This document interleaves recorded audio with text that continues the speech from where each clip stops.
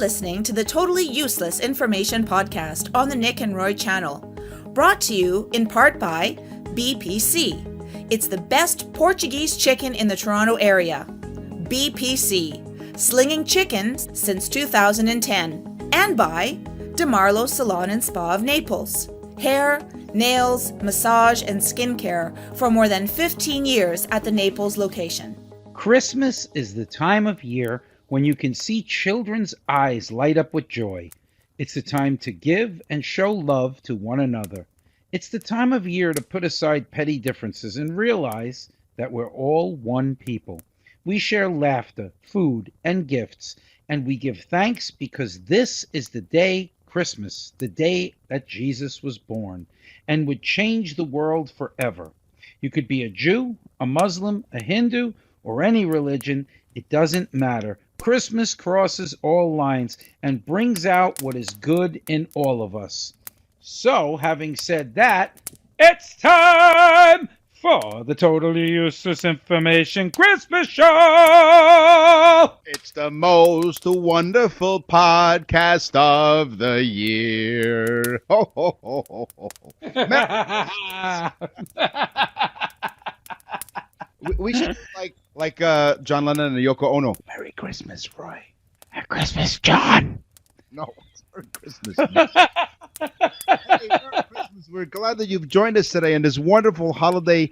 You know, I know you probably are sick of your family at this point, so you said, you know what? I need to take a break from my family and the Christmas celebrations, and we thank you for joining us on the Totally Useless Information Podcast, the Christmas Special. It's the best time of year. It is. Christmas was always my favorite. It really was. And so today we're going to give you some useless information about Christmas and maybe some useful stuff and stuff that you never knew existed about Christmas. And that's why we're here today. Before we go on with that, now, Nick and I, of course, everybody knows, or maybe you don't. So we grew up in New York together, and then Nick went off to Canada, and I ended up in Florida 20 years ago. But we were in a store in Westchester. What was it called? Treasure Island or something like that? Yeah, exactly. Treasure Island. And we were in the store, and Nick says, "Oh, look at that, a Santa costume. Maybe I should act like Santa, put the Santa costume on. It sounds cool. It's fun, blah, blah, blah, blah, blah, blah." Well, let me tell you something. What is it, 29 years later? 35. 35 years. Yes. Nick is doing Santa. And Nick doesn't just do Santa. Nick really does Santa. The character of Santa for 35 years. And the cool part of it is I take phone calls from kids who ask questions about the North Pole and Mrs. Claus and the elves. But it's a lot of fun. It is a lot of fun. And it's great to spread the Christmas spirit, which is what we hope to do today. Spread some Christmas cheer as we celebrate, as we say, the most wonderful time of the year, the most wonderful podcast of the year. Now, everyone knows that food is a big staple around the holidays. So we're going to start off with some food, some Christmas food. What we did was we gave the lady who normally does the food jingle, we gave her the day off. She's spending time in the kitchen now dealing with her family. So she's freaking out in the kitchen right now. I did it! Anyways, candy canes are a big staple of Christmas time. They were invented to keep kids quiet. The legend has it that candy canes were invented in 1670 when the choir master of the Cologne Cathedral commissioned candies. Boy, you talk about alliteration. The choir master of the Cologne Cathedral commissioned candies that's shaped like the shepherd's crook. So in order to keep them quiet, he just gave them the candy cane to suck on. The stripes, however, came later. So that's the story of the candy cane, to keep kids quiet. You said 1670, I believe, for the candy canes. Yes. There's a lot going on in the 1600s. In 1607, in the Jamestown settlement here in the New World, eggnog was invented. And it was probably called egg grog because grog meant any drink with rum in it was called grog. So they mixed egg and then they mixed the milk and the rum, and it was called egg grog, and of course became bastardized into eggnog. And of course, if you've had too much of the rum-spiked eggnog, you became groggy. So Sugar plums from the sugar. Could you imagine, Yes. Nick? Could you imagine they pulled you over? They pulled your horse over, and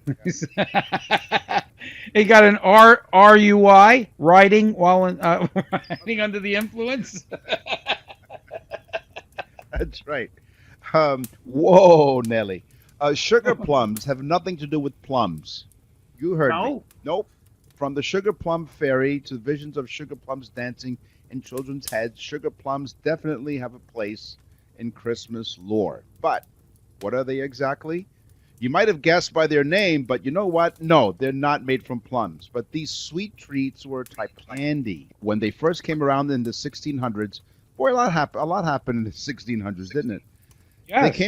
They came around in the 1600s. The term plum denoted any dried fruit. And typical sugar plums were made with a combination of dried fruit and spices that were rolled into balls and then coated with a hard candy shell. Giving food as a gift during the holidays is something we do. You give fruitcakes, you give this, you give that. Well, this is something to think about. In 1914 was the famous Christmas truce between the British and the German forces in World War One. The war was horrible, and there were so many deaths, and it was just so horrible. Christmas Day, they decided to call a truce. The guys came out of the foxholes, shared food with each other, and also played soccer, which of course they call football, but they played soccer and things like that. And then at the end of the day, went back into their foxholes and then start shooting at each other again. But can you imagine in 1914, Christmas Day, they literally said, we got to stop the war for Christmas. I wish Christmas was every day, right? That's right. Exactly. Merry Christmas. Here, let me give you one of my bullets. You mentioned fruitcake. Now, Yes. have you ever received a fruitcake as a gift? I actually like Stollen, which is a German fruitcake type of fruitcake, and it has marzipan in it, which is a almond-based sweet. But I prefer the Stollen version of a fruitcake. But yes, I actually do. I'm one of the few human beings on Earth that like fruitcake. Well, they last a long time without ever going bad, and it's thanks to the preservative properties of the sugar and the booze that they contain. And actually, that's part of the design. They were originally intended to be baked at the end of the harvest season and then saved to be eaten at the beginning of the harvest season the following year for good luck. Now, if you like to eat stolen fruitcake, you should give it back. I have a fruitcake from 1975. Oh my God. Yep. Okay, so let me give you, being that I was talking about World War One. In World War Two, here's a cool Christmas fact from World War Two. Bicycle playing cards. You ever saw the playing cards that have the guy on the bicycle? They're called bicycle playing cards. Yeah, really It's a brand famous. name. It's a big brand name, yes. They gave to the U.S. POW soldiers that were being held in the Nazi camps. For Christmas, they asked the Nazis if they could send in playing cards so that the soldiers could play cards with each other while they waste away and don't eat in a prison camp. But anyway, they gave them they gave the prisoners these cards, and the Germans said, yeah, because I guess, who knows, everybody in World War One and World War Two, they seem nice at Christmas. But they give them the cards, and the Germans never knew that when you put the cards in water, they actually showed escape routes and plans to escape from. I love it. That is awesome. That's a cool Christmas one. They ate their stolen fruitcakes. You remember the animal crackers? They came in a box with a string. Yes.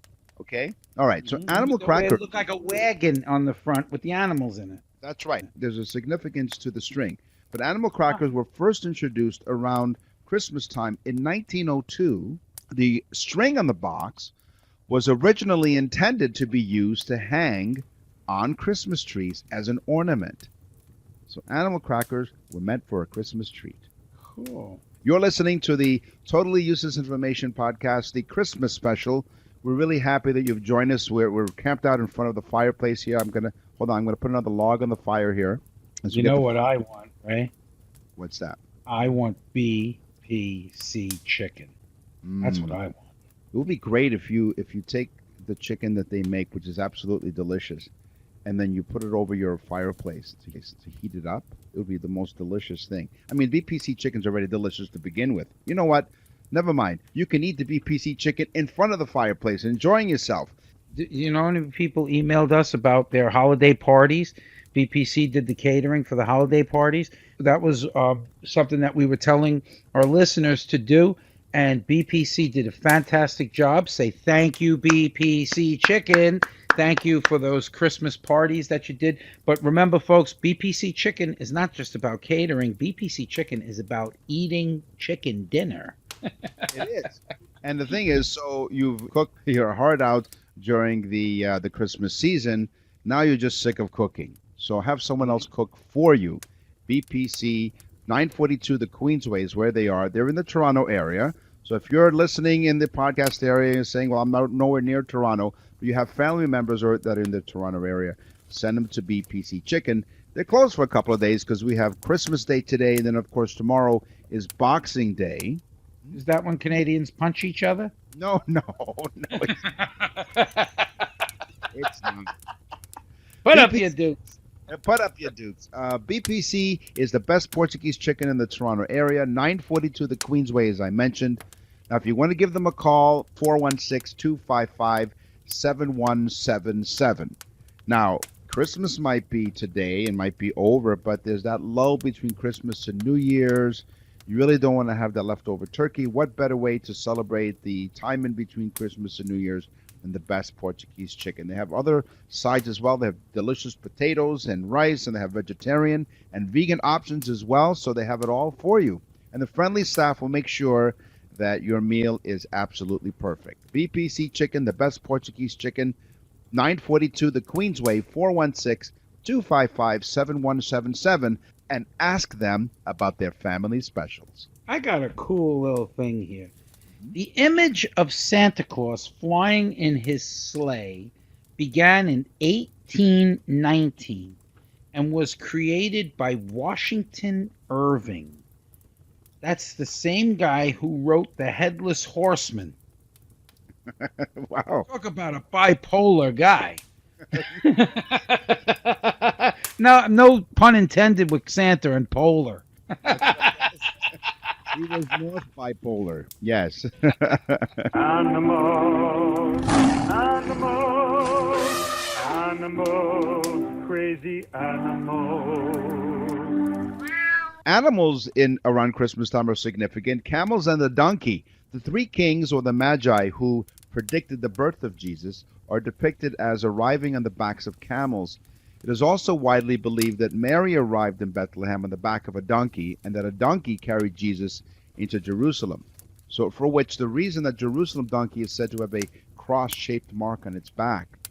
In fact, until the 19th century, Saint Nicholas was also typically shown riding a donkey in or around a horse-drawn sleigh. Reindeer became a Scandinavian modification later on in history. Oh, speaking of reindeer, how could we leave Rudolph out when we're talking about animals? Yeah. Rudolph was invented by Montgomery Ward Department Store as a marketing gimmick to sell coloring books. He could have also been named Reginald or Rollo. Those were names that were thrown around, but Rudolph was the name, and Rudolph stuck, and he did not have a red nose first year. So yes, that's right. He named him Rudolph. May said his daughter liked reindeer, and he said he was treated like Rudolph as a child. So because you remember Rudolph in the story, and we'll talk about Rudolph the Red-Nosed Reindeer, the great television classic. But in the story, Rudolph the Red-Nosed Reindeer, he was bullied, right? All the reindeer wouldn't let him play in any reindeer games because he was different. Well, apparently, the author May was treated just like Rudolph as a child, so he kind of drew from his own personal experience. But while May was pondering how best to craft a Christmas story about a reindeer who was bullied, he was staring out his window one day in downtown Chicago when a thick fog from Lake Michigan blocked his view, giving him a flash of inspiration. Suddenly, I had it, he recalled, a nose, a bright red nose that would shine through the fog like a spotlight. Cool. You know, when a reindeer has a red nose, we think of Rudolph, right? But A veterinarian wouldn't think of Rudolph. A veterinarian would diagnose the deer as having a parasitic infection of the respiratory system. Rudolph had a cold. Maybe that's why he talked like that in the TV special. Mm-hmm. So the great classic Rudolph the Red-Nosed Reindeer, the stop-action animated story, has a Canadian twist to it. In an annual Christmas event that has been every year since the first broadcast in 1964, Rudolph the Red-Nosed Reindeer aired on CBS, I remember as a kid, all over Canada and the United States.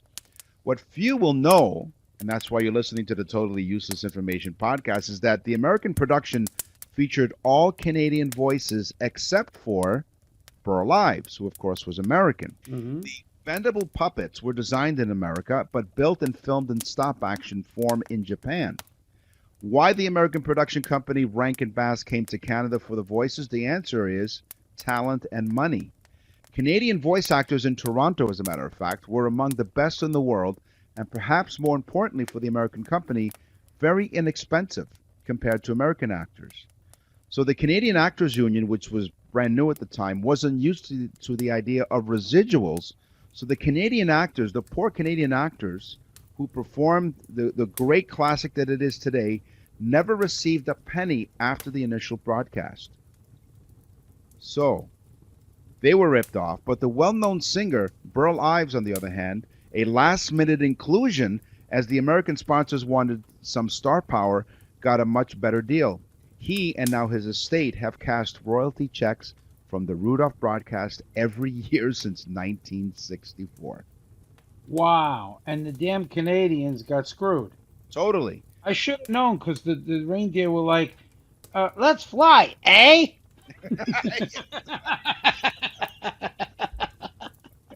Yeah. Instead of playing reindeer games, they played hockey. Here's how payback is a bitch, as they say. Okay? Talking about karma. The puppets that we use in the film were not quite as durable. Rankin Bass production company moved and didn't store them properly when they moved from the New York location. They were trashed. Rankin's family, his secretary actually, took some of the puppets home for their nieces and nephews to play under the Christmas tree. They placed them in the attic for storage, and they all melted together. The original ones? The original ones. The only thing that was saved was Santa and Rudolph. It was slightly damaged. They were eventually sold for $10,000. Oh, they died and melted in the attic along with the Canadian actors. That's right.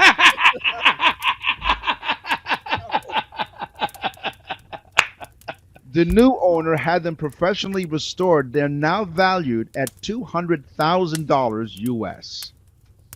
Oh, my God. Crazy. That's pretty crazy. In London's Trafalgar Square, a tree is donated and lit in a ceremony. It's donated by the people of Oslo, Norway, as a thank you for their assistance for helping out Norway in World War II. So every year, they send a tree from Norway over to the Brits, and they say thank you for helping us in World War II. But now let me finish, because this has a Canadian twist to it. Okay. In the city of Boston, they also get a tree. Do you know from who? No. Canadians from Nova Scotia. In 1917, there was a massive explosion in Nova Scotia and a big, massive fire. And Boston sent up loads of volunteers to help the people and rebuild and so on. So every year since 1917, Nova Scotia, who's a very massive producer, I think the number one producer of Christmas trees in the world is Nova Scotia, and they send a prize Christmas tree to the city of Boston as a thank you. I thought that was pretty cool. You're welcome. The first Christmas tree, speaking of Christmas trees, begun in Germany in the 700s. St. Boniface was a British monk and was preaching a sermon at the town's nativity scene, and he tried to convince the devoted townspeople that the oak tree was not sacred as they idolized it as such. The tree fell and toppled everything except for one small fir. The monk interpreted it as a miracle and called it the tree of the Christ child, and by the 1700s, the popularity of the Christmas tree spread to North America. Wow, pretty cool. You know that Germans also invented tinsel. In 1610, they invented tinsel for the tree, and they actually made it out of real silver. The Germans invented a lot of incredible things, including Heidi Klum. You know I got to get Heidi in. Heidi. People are thinking that she's like a co-host or something. It's Nick and Roy and Heidi. I got news for you, Nick. If Heidi shows up, you're out. All you'll hear is it's the Heidi and Roy show, and you'll hear Nick in the background going with the tape over his mouth. If that's not a warm Christmas sentiment, I don't know what is. Oh man! So you talk about the Germans and trees. How about here's a segment: Christmas traditions from around the world. The world. Germany they have a pickle in the tree. Oh, Okay. The Christmas. Hold on. that's what I told Heidi. No, come on. This is a warm and fuzzy, totally useless information podcast, Christmas edition. We're here to. Oh, to hell with that. It's already too late, Nick. The train's off the rails. The Polar Express is derailed. The Christmas tree tradition embraced around the world today is believed to have started in Germany back in the 16th century.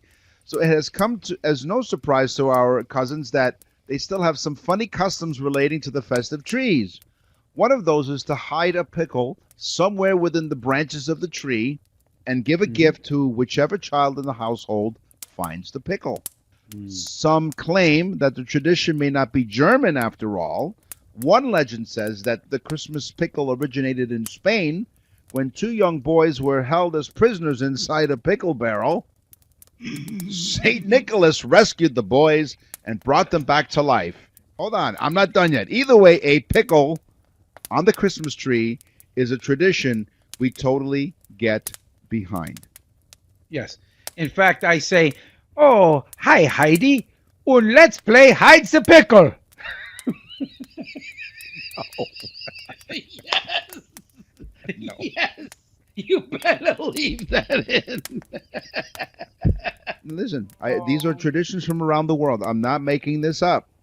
Now, I have a tradition from Yeah. around the world. From where? The tradition of hanging stockings is Dutch. Oh. It's a Dutch tradition. It's from a Dutch legend. There was a poor girl whose father couldn't put together a dowry for her. And of course, if you had a girl that didn't have a dowry, nobody wanted to marry her. So the tradition is that Santa came to the house and threw gold down the chimney. And the gold, instead of going into the fire, fell into the stockings that she hung to dry, because that's where they would hang their stockings to dry by the fire. And so that became the story. If you hang your stockings by the fireplace, when Santa throws gold or gifts down, they'll get caught in the stocking. Of course, in America, they used different material. It was more expandable stockings so they can fit more stuff in it. Talk about a stocking stuffer. Don't talk about Heidi Klum. Heidi Klum. Heidi wears stockings at Christmas for me. And a garter belt. And the stocking stuffer are divorce papers. My wife would be like, "Just go." Just go. Be like, "Thank you, Heidi. That's the best gift you ever gave me." So in Finland, there's a festive sauna tradition. Many homes in Finland come equipped with their own sauna. And at Christmas time, this cozy spot becomes a sacred space associated with long dead ancestors. On Christmas Eve, it's customary to strip naked and take a long and respectful stint in the sauna with your family members, who's also believed to be home to the legendary sauna elf. Who is also naked in there with you. After the sauna session, the Finns would head out to the evening celebrations while the spirits of their dead ancestors took their place. Let's go. Let's go on. Shall we? In Germany, Poland, and Ukraine, as we learned from our friend on the radio show that we did the interview, it's not the Ukraine, it's Ukraine. Please send him a copy of this. I'm sure he'll appreciate it. What's his name, Nick? Ted Wallachin. Ted, cool guy. Ted's a cool guy. In Germany, Poland, and Ukraine, if you find a spider web on a Christmas tree, it's the harbinger of good luck. In Sweden, Donald Duck is a Christmas tradition. The video that came out in 1958 was a Christmas special translated as Donald Duck and His Friends Wish You a Merry Christmas. Every Christmas, families from Sweden would gather around the television at 3 o'clock sharp to watch Donald Duck. Everything on Christmas is planned around this television special, and more than 40% of Sweden's population still to this day tune in like clockwork at 3 o'clock. So the tradition dates back to the 1960s when televisions were a new commodity in Sweden and only 2 channels aired, one of which played Disney cartoons at Christmas. It may be a quirky tradition, but a whole nation coming together to watch Christmas cartoons together is about as Christmas as it gets, as opposed to laying around in the sauna naked with your family members in Finland. I love the Finns. You got to love the Finnish people. Yes. They really know how to finish. Okay, listen, the origins of Christmas, they bring a little, what do you call them? You're listening to the Totally Useless Information with Nick and Roy as we celebrate Christmas on this Christmas Day. We thank you for joining us and all of the episodes you've joined us and the great support. We really, truly thank you for that. That is a Christmas gift for us. We really, really thank you for that. And if you want to send us an email, our email address is tuipodcast@outlook.com. Yeah, also, you got to remember, we have 2 great sponsors now. Of course, BPC Chicken, it's outrageous chicken in Toronto. But we also have Marlo Salon and Spa, almost on the other side of the earth, down in Naples, Florida.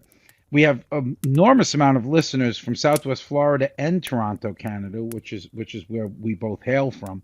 Marlo Salon and Spa, amazing place. I was telling you all December long to get your gift cards there for massages and skincare, and they do amazing cuts and color, and it's just such a great place. Their staff is so professional, and again, full service salon and spa. If you're thinking about changing your look, doing a different style on your hair, you need to go to DeMarlo's. Their phone number is 239-793-2020. That's 239-793-2020. You can look them up on demarlosalon.com. And they're located right in Naples, Florida, on the corner of Vanderbilt Beach Road and Collier Boulevard. DeMarlo Salon and Spa, 17 years in that location. Just amazing. Give them a call. Set something up with them. You'll really be glad you did. Yep. For my New Year's resolution, I'm going to get my nails done. I'm going to get my hair done. I'm going to get a massage. I'm going to have a spa. Do you have saunas there? Do they have saunas at the Marlo's? They do, and they have little Finnish leprechauns. Yeah, the Marlo's has everything. I tell you, I was just there yesterday. I got a haircut. I got a haircut for Christmas, and that place is just unbelievable. It looks great. I don't know if in the Marlo's they have some mistletoe hanging around. If you see mistletoe, you have to kiss under the mistletoe. The hanging sprig is a very ancient symbol of virility, and therefore anybody standing beneath it is signaling that he or she is sexually available, according to some folklore. The Druids prescribed it for female infertility patients and as an antidote for poison. Mistletoe was a plant of love, peace, and hope, and harmony. Its name was derived from mista, meaning dung. Since the plant is derived from seeds in birds' poop. From Scandinavians, the mistletoe belonged to the goddess of love, Frigga.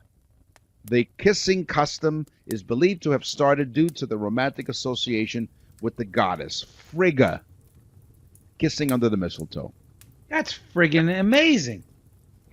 Listen, the origin of the Christmas wreath is brought about by the crown of thorns worn on Jesus' head. The original wreaths had red berries put in them to represent the blood that was drawn when Jesus had the crown of thorns placed on his head. I thought that was interesting. It is, because Christmas wreath is a Christmas tradition. Yeah, but you see wreaths all the time. You really don't think about that. I never knew that. Now, a big part of the Christmas traditions is music, and I know that Roy, you were telling me, although we don't tell each other what we're going to talk about. If you're new to the podcast, welcome. And Roy and I, when we gather our information, we only tell each other the topics or the categories we're going to talk about. We don't tell each other exactly what we're going to say. But I do know that you mentioned you're going to bring up some great Christmas music facts. But in my case, I have the 12 days of Christmas. A fun fact about the 12 days of Christmas. You know, on the first day of Christmas, my true love gave to me a partridge in a pear tree. Well, all of the 12 days of Christmas, which, by the way, start on Christmas Day, and they go to January 6th, which is the Epiphany, and that's when it is believed that the three kings visited the baby Jesus. So the 12 days of Christmas start on Christmas Day today and go on for 12 days. But on the first day of Christmas, my true love gave to me a partridge in a pear tree, which symbolizes God, true love, and Jesus, the partridge. So each of the days of the 12 days of Christmas have a significance and have a relation with the Bible. For example, the second day of Christmas, the two turtle doves were the Old and New Testaments. On the third day, the three French hens represented the three gifts of faith, hope, and love. On the fourth day, calling birds were the four Gospels. The five golden rings in the fifth day were the books of Moses. The sixth day, the 6 geese a laying, were for the 6 days of creation. There you go. 6 geese a laying meant the 6 days of creation. You got to bring the fins up again. There you go. On the seventh day, the swans are swimming. The 7 swans are swimming were the 7 gifts of the Holy Spirit. The 8 maids a milking were the 8 beatitudes. The 9 ladies dancing were the 9 fruits of the Holy Spirit, such as charity, peace, and kindness.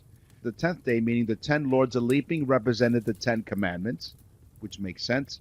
The 11th day, with the pipers piping, were the 11 apostles. I know there were 12 apostles, but we'll get into that in another episode. On the 12th day, 12 drummers drumming represented the points of the Apostles' Creed. So the 12 days of Christmas have a direct association with the Bible. Well, thank God there were only 12, otherwise we would have been here for a half hour. I have two music things, and I thought that they were interesting. There's a million music things for Christmas, but these two I thought were pretty interesting. The Jingle Bells, which is probably one of the most famous Christmas songs, was written for Thanksgiving. What? Yes. It was not even written for Christmas. Dashing through the snow in a one-horse open sleigh, all the fields we go, laughing all the way, ha, ha, ha, ha. Taking a sauna with the finish. No, okay. So anyway, Jingle Bells was really written for Thanksgiving. Pretty crazy. So, but then this one got me. This was, I thought, amazing. So, White Christmas. We all know, I'm dreaming of a white Christmas. Okay. Rudolph the Red-Nosed Reindeer, Winter Wonderland, The Christmas Song, and I'll Be Home for Christmas, and Silent Night. Pretty much 6 of the most famous Christmas songs there are have one thing in common. What's you know that? what that is? No. They were all written by Jews. Really? I swear to God. Irving Berlin. These songs were all written by Jewish people who had nothing better to do because Hanukkah was already over and they had a day off. They said, What do you want me to do? I had time on my hands. So to all our Jewish friends, Hanukkah coincides with Christmas. In fact, it started on the 22nd of December, so 3 days ago. And usually they're days or weeks apart. But this year, Hanukkah coincides with Christmas. So happy Hanukkah to all of our Jewish friends. It's amazing how, the holidays really do coincide. And I know that everybody goes crazy, that they down Christmas and so on. And I believe that whatever your religion is, you should celebrate whatever that holiday is. But Hanukkah really does take a back seat to Christmas. So to all our Jewish friends, really happy Hanukkah, and also thanks for writing like the 6 best Christmas songs. That I love. So thank you. Now, one last thing about the 12 days of Christmas. So I looked it up, and because every year PNC Bank calculates the Christmas price index, which reveals how much it would truly cost to gift everything from the 12 days of Christmas. So this year, everything from the Partridge in the Pear Tree to the 12 drummers drumming will cost you a total of US dollars $38,993.59. Almost 39,000. If you were also to tally the repeats of the song's verses, right? So there'll be 364 gifts in total, right? Because every time you go through the 12 verses, it comes to a whopping $170,298.03. You'd be broke. Yeah. And I'll tell you why. Of all the birds in the True Love's Christmas list, the 7 swans are swimming and so on, they're most expensive. They're at a cost of $13,125. A swan? No, in total. All the birds combined in the 12 days of Christmas cost $13,125. The most expensive item in the list. They must be union birds. No. I think that song was invented by a Jewish guy who sold birds. We'll get them to buy all the birds. So as we wind down this Christmas edition. Wait! I got to tell you something. Okay. You are bringing up old traditions. I mean, Christmas is tradition, but yet we don't realize that the symbolism is everywhere. Everything about Christmas is symbolism. The traditional colors of Christmas are red, green, and gold. Red is the blood of Christ. Green is the color of rebirth, and gold is the color of royalty, being that Jesus Christ was the king of all of man. So even the colors have symbolism to them. And one more thing, the artificial Christmas tree. We take for granted that we buy Christmas trees and so on. But the artificial Christmas tree was started in the 1800s. Before they were actually sold, people would buy like grass hula skirts and sew them together into a pyramid shape of a tree. Really cool. I guess it was cheaper, and it looked pretty cool, I guess, until they put candles on it and realized they burned the house down. Yes. Which was pretty stupid. But a company called the Addis Brush Company, they made mostly toilet brushes. They figured out how to reset up their machines to wove the toilet brushes together and create what looked like limbs and the fur of the tree. Now, it worked out great because they were less flammable and much stronger to hold the ornaments on.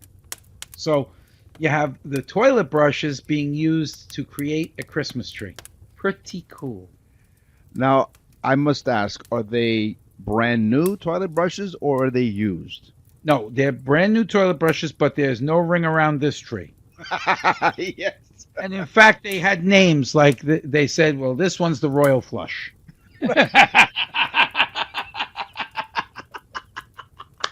That's what you call the queen after she goes to the bathroom, the Royal Flush. So we want to thank you as we wrap up this wonderful Christmas special of the Totally Useless Information Podcast. I want to share you some of my memories of the Christmases past. As I mentioned at the top of the show, Christmas is my most favorite holiday, and I think it has a lot to do with how I grew up. And we used to go to midnight mass, and we were like, I don't know, 7, 8, 9 years old, I guess I remember, and it was the longest mass, right? Because midnight mass wasn't just like your ordinary roughly 60 minutes. It was almost an hour and a half. And it dragged on and on and on. And I just couldn't wait to get home, because when we did get home, we found out that Santa stopped by and brought us lots of presents. So we would leave around 11 o'clock to go to the midnight mass, and the tree was like empty. There was nothing under the tree. And then when we came back from midnight mass, the tree was just filled with presents. And as a 7, 8, 9-year-old, I'm thinking, wow, this is kind of cool. And then I would remember playing the next day with my cousins and all the gifts that we had gotten. Most of the time we got toys and whatnot. But the best part was on Christmas Day we would eat my mom's homemade lasagna. She made the best homemade lasagna with the way she made it, because we're from the southern Italy. She made it with ricotta and little meatballs and homemade tomato sauce. It was absolutely delicious. Yummy. But the most memorable Christmas was, I guess I was 10 years old, and I got a Ross bike. And the Ross bike had one of those chrome fenders. And when I was excited because I got this bike. I always wanted this bike. And on the fender, on the chrome fender, was a thumbprint. It was Santa's thumbprint, as far as I was concerned as a 10-year-old. Yeah, he left it there. And I wasn't sure if I was more excited because I got the bike, or the fact that way before DNA evidence, I had DNA of Santa's fingerprint, a thumbprint. That's right. But it was absolutely, I remember that, and I rode that bike into the ground, man. I rode that every single day. But those are my memories, and I do remember gathering around the table, and I know we talked in a Thanksgiving special how we had 15 or 20 people at our dinner table, and my mom would make the most delicious dinners, and I do miss those. I do, because there was so many great memories. I still have some wonderful memories today with my wife and her family, and we do spend Christmas together. But I really, really cherish the time that is Christmas, and I hope that those of you out there who are listening, and we thank you once again, that your Christmas season is warm and wonderful, and that you share it with someone really, really special, because this is a very special time of the year. Well, I want to tell you what I'm thankful for at Christmas. I'm thankful for the fact that I have an amazing wife who puts up with all of my nonsense throughout the year and has for the last 36 or so. I'm so thankful for my son, who has grown up to be an amazing young man. I'm thankful for my life. I love being in Florida. I'm thankful for friends. I'm also super stoked and thankful that this Christmas I get to spend it with my best friend, Nick, and his lovely wife, who is amazing and helps us out so much on the show. We have so much to be thankful for in this life, and Christmas is a time to really say that. On behalf of all of us at the Totally Useless Information Podcast, I'm Nick. And I'm Roy. Merry Christmas. Happy New Year.